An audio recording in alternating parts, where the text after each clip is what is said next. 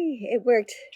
My phone didn't like the fact that I was outside. So we are obviously not in the babe cave. It is just too nice to be inside today. So we are outside and I am a hot mess because I taught a class this morning and then I went to Target and then I got lunch and then I just ate lunch and that's why I'm late. But I'm here and we are talking about stress eating and how to stop it because that is something that I need help with, and I think that's something that probably a lot of you might need help with too. So hi ladies, welcome to the Babe Cave. Hi Joe.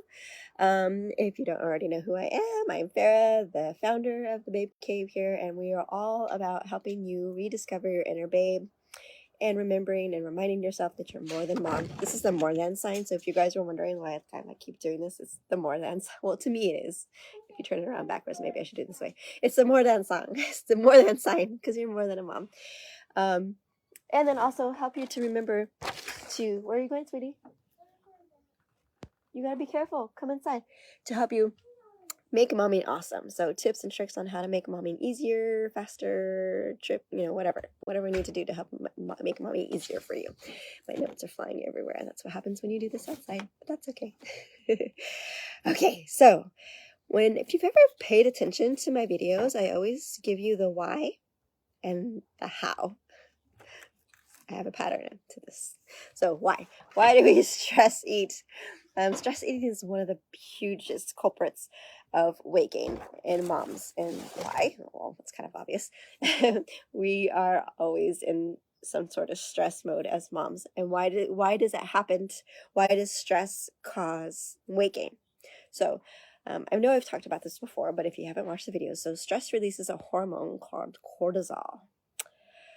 Cortisol is handy if you are in the fight or flight, but it's not the handiest thing when you're just under everyday stress. And so what cortisol does is it makes you hungry because your body is trying to gear up to be able to do something extraneous, strenuous, running, or trying to wait for the bear, whatever. Trying to do something to be able to keep yourself safe, right? And so the body needs fuel for that. And so that is why our body releases cortisol. Our body is fighting against us, you guys. Let me tell you. So not only does our body do that, the process of eating releases serotonin. Isn't this terrible? Our body is completely fighting against us. So our bodies release serotonin as we eat, and what is that? It gives us a calming effect. And that's why we reach for that candy. We reach for those snacks whenever we're stressed out because it gives us a release of serotonin. It's not that we're hungry. Most of the time we're not. It's just that we have gone through life all these years knowing that when I do this, that happens, right? And so the release of serotonin while we eat is one of the reasons why we stress eat. So we've got cortisol because we're under stress, releasing hormones to make us hungry. The cough is back.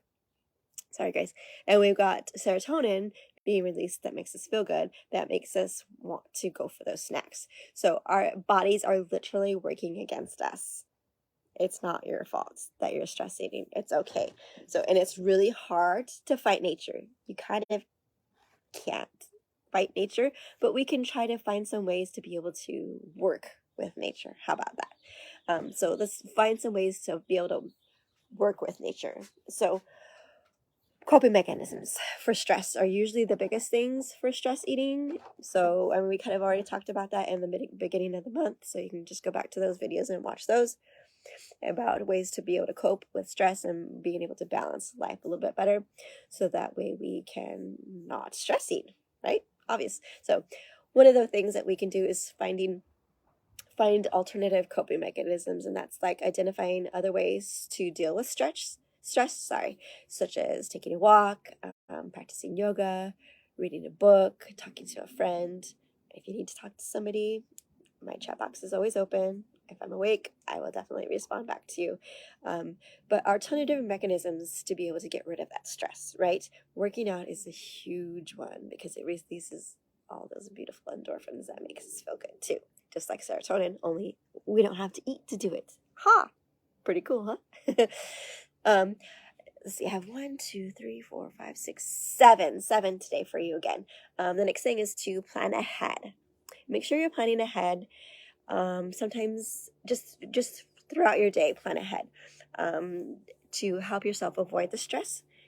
Especially if you did what I asked you to do last week, and that was to do like a stress journal to figure out where your triggers are coming from, and when maybe if you have a time of day that might be more stressful for you. So plan ahead for these times so that you can avoid stress eating by keeping healthy snacks on hand that are easy to grab when you're feeling stressed, and making sure that you're planning your meals out for your day, actually for your week. Some of you guys are amazing to plan out for your whole month. I don't know how you do it. You're amazing to me.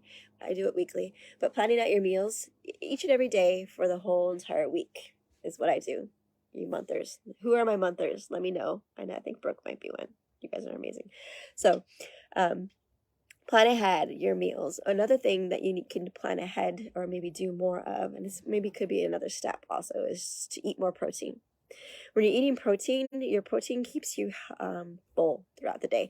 And when I'm doing my Power Fit program, I definitely am having my moms make sure they're eating plenty of protein for the last meal of the day so that they can stay full until they need to eat again. So if you're listening, you're doing the program, make sure you're eating enough protein, at least 60 milligrams of protein a day. And I know that's kind of hard to gauge, but just try planning eating some sort of protein with almost every meal, pretty much every meal. Okay. Another thing that you can do to help stop stress eating is to find support.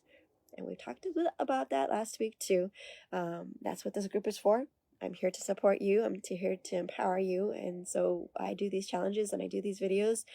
But if you're not, commenting, and if you're not engaging, and if you're not doing any of these things, it's not going to work. Okay. So you've got to try some of these things out. I promise it works. Find support. So talk to other moms that are like have kids your age. Talk to moms who have kids older than your kids' age. I'm everywhere. I've got little ones and I've got big ones. So I am a huge resource. If you have questions, let me know. If I don't have the answer, I'll find it out for you. Okay. A therapist could be another person that you could help. That could help you talk to you to help figure out some of these stress things that you're going through. Another coping mechanism. Third one is to practice self-care. I talk about it every single video, I'm pretty sure. Practice self-care, taking care of yourself manages the stress. It brings out the stress like so much. I was having a pretty stressful day.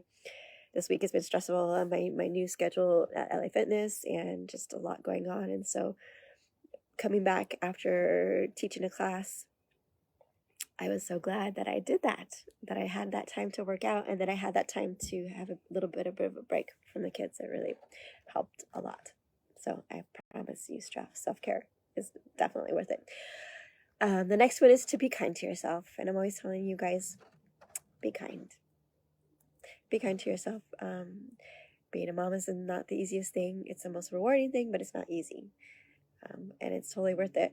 But if you're not kind to yourself because you had a bad day and you're stress ate all day, what good is that going to do, right? Stress eating is the biggest culprit for moms breaking their diet or their plan or their whatever. And every time I have a mom that does this, you know who I'm talking to. I'm talking to you. It's okay. It's okay to have a bad day, that you're eating bad for one day. You can have a whole week. That doesn't mean anything. You can get back on it and start all over again. It doesn't matter. Bad year. Okay, that's not so cool. But a bad day, go back a couple days, stress eating. Give yourself grace, please. It's okay. That guilt is not serving you. It is not serving you. So just stop. Okay. So like we said, also pay attention to patterns of when you are stress eating. A lot of times, are you stress eating at night before you go to bed? Are you stress eating like in the mornings? Are you stress eating when you're hormonal? Get down to the root of why you're doing it, why you're stress eating. And if it's something that you can't really get rid of, like kids and your husband, then we need to work on these other things too. But paying attention to possible patterns is really important. Also, hormones, we kind of mentioned that a little bit earlier. Hormones play a big role in stress. How are your hormones doing? Are you balanced? Are you having regular cycles? Are you close to menopause? Are you in menopause? Um, um, Hormones play a huge part in stress and eating and just being hungry. I know I'm hungry when I'm in a certain cycle, a certain part of my cycle. I'm just starving. I want to eat everything. So um, sometimes stress affects hormones and vice versa. Hormones can and it can affect stress. They kind of are inseparable almost sometimes. Everybody's different.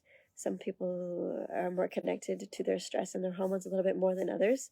But if that's you, let's figure it out. Let's talk and let's chat. But make sure your hormones are under control. And if they're not, you need to get them under control and see what you can do. Talk to your doctor, see what you can do to get them under control. But some of the things that we can do to balance hormones, I could probably do a whole thing on this. But I'm just going to mention real quick. Maybe we'll do a whole video on it one day. But for now, exercising, because that's going to lower your cortisol that we talked about earlier, and it's going to increase your endorphins like we talked about. Also, things that you can eat that can improve your hormones are almonds, avocado, broccoli, apples, flaxseed, and blueberries, green tea. Gut health, make sure your gut is in good control, and make sure you're getting plenty of sleep and that you're at a good weight. Make sure you're at a good weight. If you're too heavy, that can affect your hormones huge. Lots of times people have a lot of problems with that. So that is it. I know it's a lot, and I hope that you were able to just grasp something to help you stop stress eating. This week we have Mom's Night Out. Mom's Night Out is tomorrow at El Torito at 6 o'clock. Let me know if you're coming so that I can count you in so I can get the table set up for you. All right, guys. Thank you. Bye.